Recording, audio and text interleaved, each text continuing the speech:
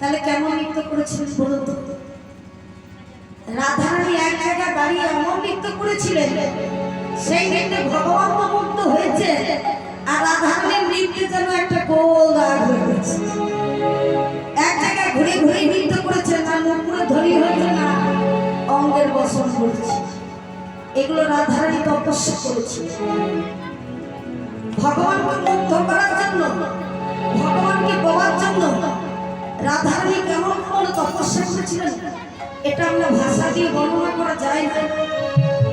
রাত্রেবেলা যদি গোবিন্দ স্বামী মুরলী ধ্বনি শুনতে হয়, তাই কি করেছিলেন, যে বিষধর সর্বে যদি দংশন করে কেমন লাগে, তাই কাটার উপরে তিনি তপস্যা করেছিলেন।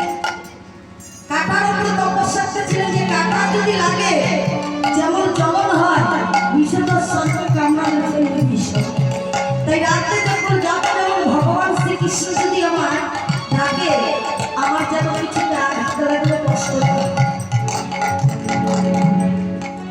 কেন এই নৃত্য রাসনৃত্য করতে করতে রাধারানী যখন নৃত্যে মগ্ন হয়ে গেছে, ভগবান শ্রীকৃষ্ণ দেখছেন ফকিরের পাশে গিয়ে নৃত্য করছে।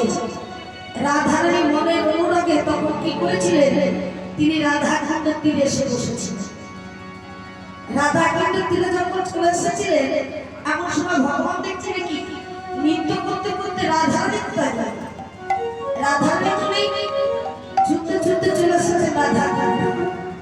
রাধারানীকে খুঁজতে খুঁজতে এসেছেন, রাধা রাধা তুমি কোথায়, তোমাকে ছেড়ে তো রাস হতে না রাধে, একবার কৃপা করো। যেই না যমুনা করে এসেছে, এসে দেখছেন রাধারানী বসে বসে কাঁদছে। বলে রাধে আজকে এত সুন্দর দিন, আমি ভগবতী নিয়ে রাস করছি, তুমি কাঁদছো কেন? রাধা কি হয়েছে তোমার? বলে রাধা আচ্ছা বলো